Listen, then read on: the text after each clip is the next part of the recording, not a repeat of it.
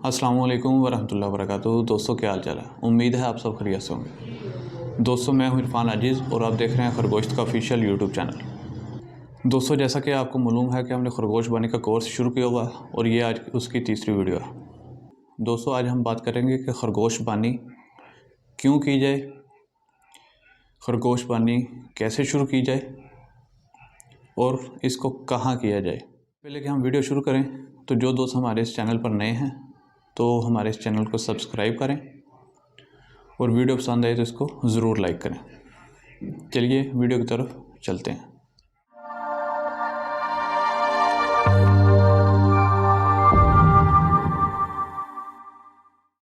दोस्तों सबसे पहला सवाल कि खरगोश बानी क्यों की जाए, तो इसके जवाब में हम ये कहेंगे कि खरगोश बानी पाकिस्तान में एक उभरती हुई नई सनत है और कोई भी ऐसा कारोबार जो कि बिल्कुल नया हो और जिसमें तरक्की के मौके बहुत ज़्यादा हों तो उस कारोबार को ज़रूर करना चाहिए। दूसरा ये कि खरगोश एक छोटा सा मासूम सा जानवर है जिसको पालना दूसरे तमाम जानवर जिनकी फार्मिंग की जाती है उनकी निस्बत बहुत ज़्यादा आसान है। तीसरी बात यह कि खरगोश बानी खरगोशों की जब हम फार्मिंग करते हैं तो इनमें बीमारियां ना होने के बराबर होती हैं। इसके अलावा ये कि खरगोशों को पालना बहुत आसान है, इनको हम पिंजरों में आसानी से पाल सकते हैं और ख़रगोश जो हैं इनकी पैदावार दूसरे तमाम जानवरों की निस्बत बहुत ज़्यादा तेज़ है, क्योंकि एक मादा एक साल में तकरीबन 5 से 6 मरतबा पैदावार दे सकती है और एक मादा एक वक्त में 1 से लेके 15-16 तक भी बच्चे दे सकती है। इसके अलावा ये कि खरगोश का गोश्त बहुत ज़्यादा अहमियत का हामिल है। इसमें दूसरे तमाम गोश्त जो कि हमारी मार्केट में दस्तयाब हैं उनकी निस्बत प्रोटीन की मकदार सबसे ज़्यादा है। कोलेस्ट्रॉल बिल्कुल ना होने के बराबर है, जिसकी वजह से दिल के अमराज के अफराद भी इसको खा सकते हैं और इसमें प्रोटीन की मकदार सबसे ज़्यादा पाई जाती है और इसमें चर्बी बिल्कुल ना होने के बराबर है। इस वजह से खरगोश बानी करनी चाहिए। इसके बाद आ जाते हैं ऊन वाले खरगोश, यानी कि ऊन की फार्मिंग।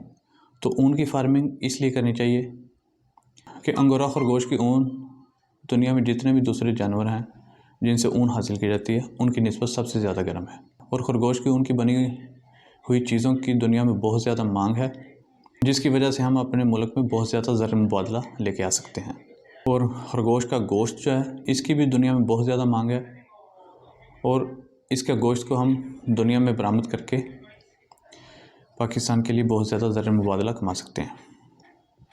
इसके साथ साथ पाकिस्तान में जो गोश्त पैदा होता है जिन जानवरों से, तो पाकिस्तान में गोश्त की जो तलब है वो रसद की निस्बत बहुत ज़्यादा है।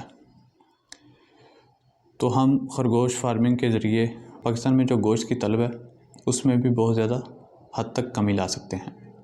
इसके बाद सवाल आ जाता है खरगोश फार्मिंग कैसे शुरू की जाए। इसके लिए सबसे बुनियादी चीज़ें ये हैं कि जो दोस्त पंजाब के और सिंध के रहायशी हैं उनके लिए गोश्त की फार्मिंग बहुत ज़्यादा बेहतरीन इंतखाब है, जबकि जो दोस्त ठंडे इलाकों के रहायशी हैं उनके लिए गोश्त की फार्मिंग के साथ साथ अंगोरा खरगोश की फार्मिंग भी बहुत ज़्यादा अहमियत की हामिल है, यानी कि ऊन की फार्मिंग भी उनके लिए बहुत ज़्यादा अहमियत की हामिल है। अंगोरा खरगोश की फार्मिंग पंजाब और सिंध के इलाकों में करना बेवकूफ़ी है, क्योंकि गर्मियों के मौसम में इनको गर्मी से बचाने के लिए एसी और एयर कूलर वगैरह का इंतज़ाम करना पड़ता है, जिस पर बहुत ज़्यादा अखराजात आ जाते हैं और वो आपकी आमदनी में मुनाफा में बहुत ज़्यादा कमी कर देते हैं। इसलिए गोश्त की फार्मिंग पंजाब और सिंध के दोस्तों के लिए बहुत ज़्यादा बेहतरीन इंतखाब है। और गोश्त की फार्मिंग इसलिए भी बेहतरीन है क्योंकि आने वाले वक्त में खरगोश के गोश्त की फार्मिंग की जो सनत है वो बहुत बड़ी सनत का दर्जा हासिल करने वाली है, इसलिए आप खरगोश के गोश्त की फार्मिंग को कर सकते हैं। तीसरा सवाल ये आ जाता है कि खरगोश की फार्मिंग कहाँ की जाए और किस नस्ल से की जाए। तो दोस्तों, खरगोश की फार्मिंग कहाँ की जाए और किस नस्ल से की जाए। दोस्तों, ये एक बड़ा अहम मसला है। बहुत से दोस्त जो खरगोश की फार्मिंग में नए आते हैं और ख़रगोश की फार्मिंग करना चाहते हैं, तो वो बहुत से ऐसे लोगों का शिकार हो जाते हैं जो कि इस सनत की काली बेड़े हैं, और वो नए आने वाले फार्मर को शुरू में ही बदज़न करके इस सनत से भगा देते हैं। उसमें मुख्तलिफ़ किस्म के लोग हैं। कुछ लोग ऐसे हैं कि जिनके पास अपनी नस्लें हैं जो कि बिल्कुल बेकार हैं और वो उनको दफ़ा करना चाहते हैं, तो वो नए फार्मरों का शिकार करते हैं, उनको मुख्तलिफ़ तरीक़ों से वर्गलाते हैं और अपनी नस्लें उनको बेच देते हैं, और वो बेचारे आने वाले वक्त में बहुत ज़्यादा नुकसान उठाते हैं। और कुछ लोग ऐसे हैं कि जो दीन का लबादा ओढ़ के नए आने वाले फार्मरों को धोखा देते हैं और अपने नाम के साथ कंपनी का टैग लगा के लोगों को धोखा देते हैं, जबकि असल में वो किसी किस्म की कोई भी कंपनी नहीं होती, बल्कि एक आदमी ही होता है जो कि दीन का लबादा ओढ़ के लोगों को धोखा दे रहा होता है। तो आपने ऐसे लोगों से भी बच के रहना है।